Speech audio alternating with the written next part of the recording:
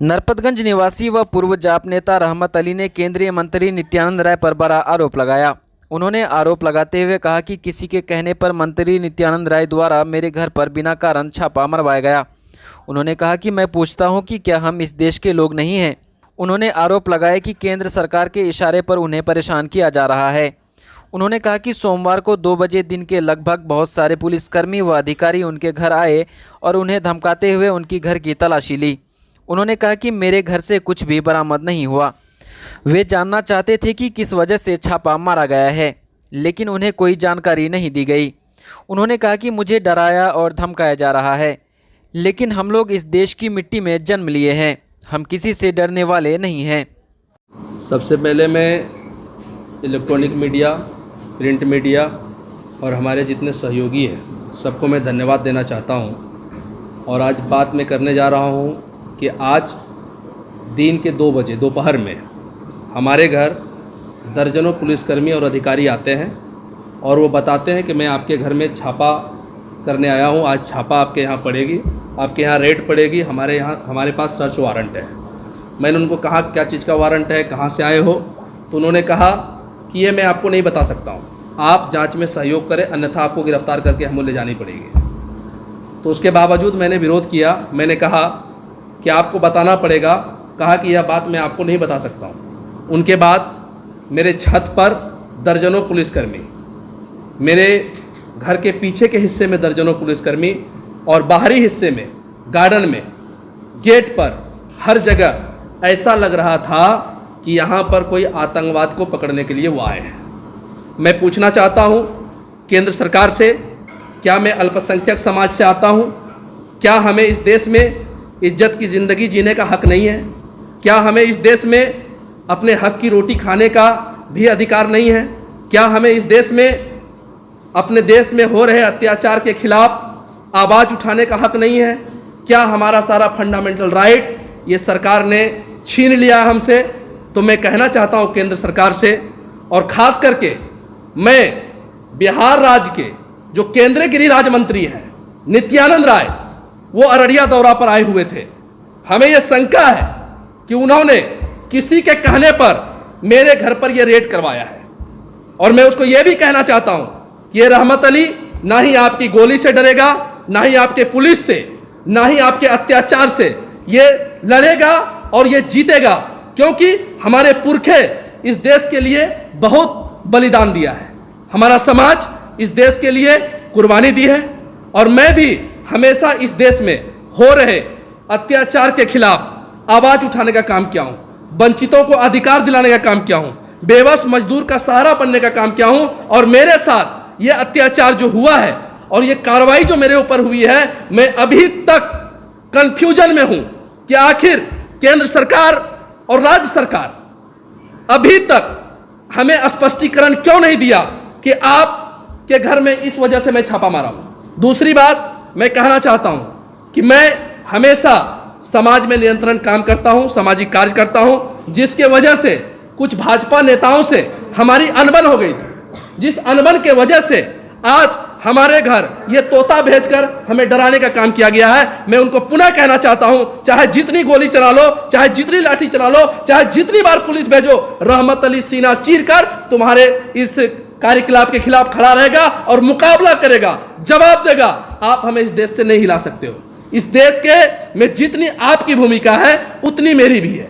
इसलिए मैं केंद्र सरकार को पुनः कहना चाहता हूं कि आप छोड़ दो तुष्टीकरण की राजनीति, आप समाज कल्याण का काम करो, आप स्कूल बनाओ, आप हॉस्पिटल बनाओ, आप गरीबों के कल्याण के लिए काम करो, ना कि गरीब को परेशान और गरीब के नेता को परेशान करने का काम करोगे तो आपका यह साम्राज्य समाप्त हो जाएगा। और इस साम्राज्य के खिलाफ आज से मैं हल्ला बोल रहा हूं।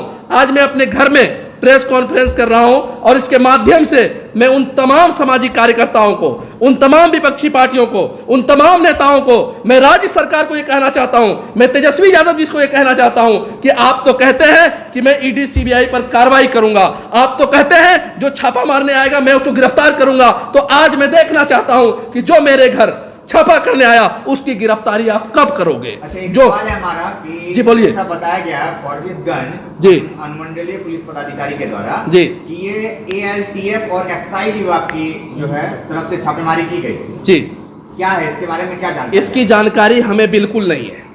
ना ही हमें कोई कागजात दिया गया, ना ही हमारा हस्ताक्षर लिया गया, ना ही हमें इस तरीके की जानकारी दी गई। अगर आज आपके माध्यम से जानकारी हमें प्राप्त हो रही है, मैं आपको पुनः कहना चाहता हूं कि आप अनुमंडल पुलिस पदाधिकारी का बयान चलाइए, आप उनसे पूछिए कि आखिर सामाजिक कार्यकर्ता के घर ऐसा क्यों किया गया। मैं उनसे आपके माध्यम से मैं पूछना चाहता हूं। आपके कोई भी सवाल हो आप ले सकते हैं। शराबों के पीछे, शराब के पीछे बाकी नजर आ रही है। देखिए, और भी बहुत सारे हमें बिहार के सरकार के बारे में कुछ नहीं कहना है। हमें एक ही बात मैं फिर दोहराने जा रहा हूं कि सरकार का काम है जनता की हिफाजत करना, सरकार का काम है जनता के मनोबल को बढ़ाना, सरकार का काम है भ्रष्टाचार के खिलाफ लड़ना, सरकार का काम है भ्रष्टाचार मुक्त शासन देना। सरकार कर क्या रही है?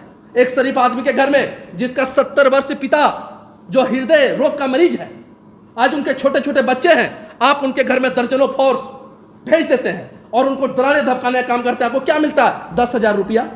क्या मिलता है? लाल सिंह चड्डा फिल्म बैकआउट किया आपने, उनकी आधी टिकट। आपको क्या मिला?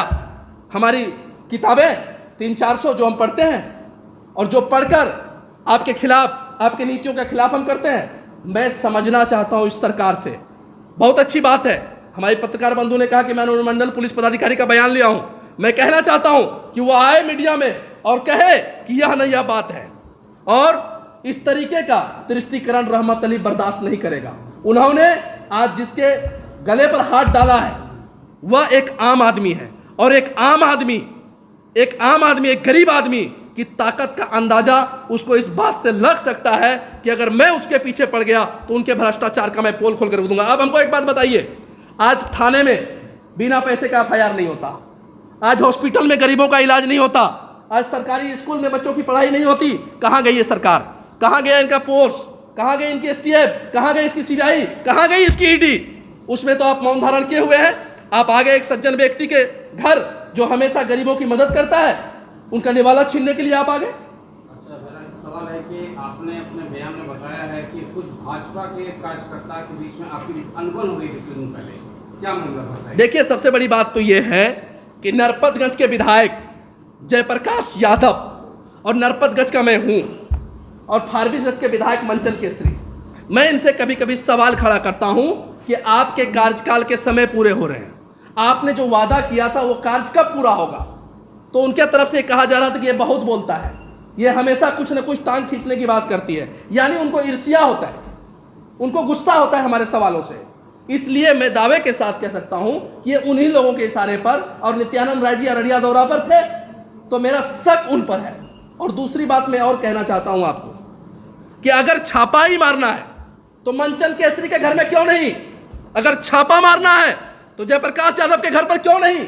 अगर छापा ही मारना है तो 2 बार का सांसद प्रदीप सिंह के घर पर क्यों नहीं? अगर छापा ही मारना है तो जिला परिषद अध्यक्ष जो 4-5 बार रहे पप्पू अजीम के घर पर क्यों नहीं? ये रहमत अली के घर पर आप आ जाइएगा, छापा मारिएगा और इनके घर को डराइएगा, इनके बच्चों को डराइएगा। आज हमारे बच्चे कह रहे हैं कि पापा घर पे पुलिस क्यों आई? मैं उसको क्या जवाब दूं? उनके बेडरूम को खंगाला गया, उनके किताबों को हटाया गया, उनके पेंसिल को तोड़ा गया, उनके ड्रॉवर को चेक किया गया, उनको घर से निकाला गया। मैं पूछना चाहता हूं सरकार से, ये मेरा वाजिब सवाल है और इसका जवाब हमें सरकार से चाहिए और केंद्र सरकार से चाहिए। मैं ये आरोप नहीं लगा रहा हूं, ये मेरे साथ घटना घटित हुई है, इसको मैं झेला हूं और ये यातना मैं झेल कर मैं जो भी बोल रहा हूं वो दिल से बोल रहा हूं। लेकिन मैं ये जरूर कहना चाहता हूं, उसके लाठी गोली से रहमत अली डरने वाला नहीं, मैं नहीं डरूंगा। अब अररिया के लोगों को बाहर जाने की जरूरत नहीं है, क्योंकि अररिया में अब आ गए हैं दक्षिण भारत से consultant general physician doctor Abid. इन्होंने आंध्र प्रदेश के GSL मेडिकल कॉलेज से MBBS किया और उस्मानिया मेडिकल कॉलेज हैदराबाद से MD किया, फिर विशाखापट्टनम आंध्रा मेडिकल कॉलेज से MSI किया। इनको अपोलो हॉस्पिटल व हिंदूराव हॉस्पिटल नई दिल्ली में काम करने का भी अनुभव है, तो आज ही संपर्क करें। क्लिनिक का पता है hospital road, Naaz galaxy mall के बगल में Gaiyari complex, Araria. Mobile number 8885692498। दूसरा नंबर है 8919439621।